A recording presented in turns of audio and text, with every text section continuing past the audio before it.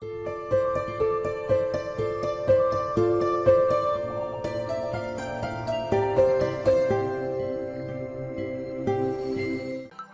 Back to the class. Last క్లాస్లో అయితే మనం ఫోటోషాప్లో ఒక చిన్న డ్రాయింగ్ అయితే చేసాం. ఈ క్లాస్లో నేను అడోబ్ ఇల్లుస్ట్రేటర్లో ఒక డ్రాయింగ్ చేసి ఫాస్ట్ ఫార్వర్డ్లో చూపిస్తానని చెప్పాను. ఓకే, ఈ యొక్క మొత్తం డ్రాయింగ్ వచ్చేసి మనం డ్రాయింగ్ అయితే ఓపెన్ చేస్తున్నాను. ఇది అడోబ్ ఇల్లుస్ట్రేటర్లో డ్రా చేసింది. ఓకే, ఈ యొక్క డ్రాయింగ్ మొత్తం మనకి 32 minutes టైం అయితే పట్టింది డ్రా చేయడానికి.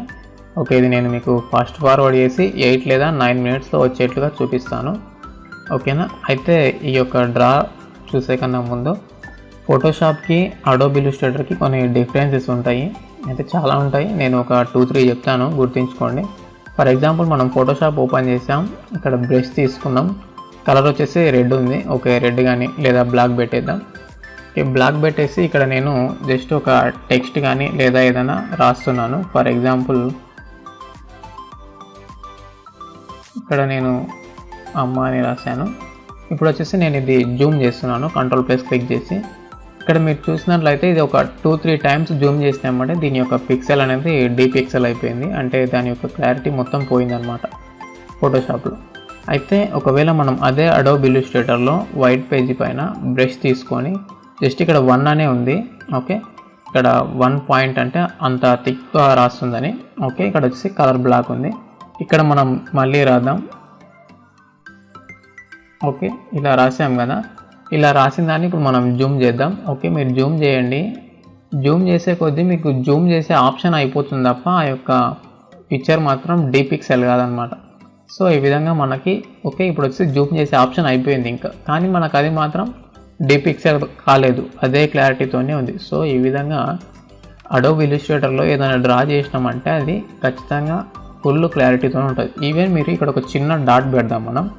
ఓకే, ఈ విధంగా చిన్న డాట్ అయితే పెట్టాం కదా. ఈ యొక్క మీరు డాట్ని జూమ్ చేసినా సరే జూమ్ చేసే ఆప్షన్ అయిపోతుంది తప్ప ఆ యొక్క డాట్ అనేది డీపిక్సెల్ అవ్వలే మీకు. అదే ఒకవేళ మనం ఫోటోషాప్లో ఒక డాట్ పెట్టి చూద్దాం. ఇక్కడ ఒక డాట్ పెట్టాం కదా, ఈ యొక్క డాట్ని మనం జూమ్ చేద్దాం. చూడండి, మనం ఒక 2-3 times జూమ్ చేసినామంటే అది డీపిక్సెల్ అయిపోయింది. సో ఈ విధంగా అడోబ్ ఇల్లుస్ట్రేటర్ అనేది చాలా క్లారిటీగా గీస్తుంది అనమాట ఏదైనా డ్రా చేస్తే. ఓకే ఓకే ఇక్కడ వచ్చేసి మనకు ఇక్కడ సైజ్ కనిపిస్తుంది కదా 0.3 అని, అది మనకు సైజ్ అనమాట. ఇక్కడ 1 ఉంది కదా, మనం ఇప్పుడు దాన్ని తగ్గిద్దాం. ఫర్ ఎగ్జాంపుల్ నేను 0.something ఓకే 0.11 అని ఇచ్చాను, అంటే ఇది చాలా సన్నగా పడుతుంది అనమాట. ఓకే, ఇప్పుడు ఒకసారి మీరు ఇక్కడ డ్రా చేస్తే ఇది చాలా సన్నగా కనిపిస్తుంది. అంటే ఇది మనం ఏమనుకుంటామంటే జూమ్ చేస్తే క్లారిటీ ఉండదేమో అనుకుంటాం, కానీ మీరు ఒకసారి జూమ్ చేస్తే తెలుస్తుంది. ఓకేనా, మీరు చూడండి ఎంత జూమ్ చేస్తున్నప్పటికీ అంత సన్న లైన్ కూడా డీపిక్సెల్ అవ్వదు. అది అడోబ్ ఇల్లుస్ట్రేటర్కి ఉన్న స్పెషల్ అనమాట.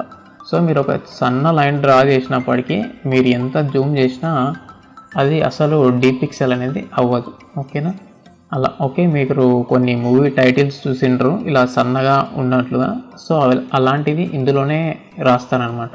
ఓకేనా, సో ఈ విధంగా మనం ఇక్కడ స్ట్రోక్ అనేది ఎంత తక్కువ ఇచ్చినా సరే, ఏ కలర్లో తీసుకున్నా సరే అసలు అది డీపిక్సెల్ అనేది అవ్వదు. ఈవెన్ మీరు ఒక చిన్న డాట్ పెట్టినప్పటికీ ఆ యొక్క డాట్ అనేది డీపిక్సెల్ అవ్వదు.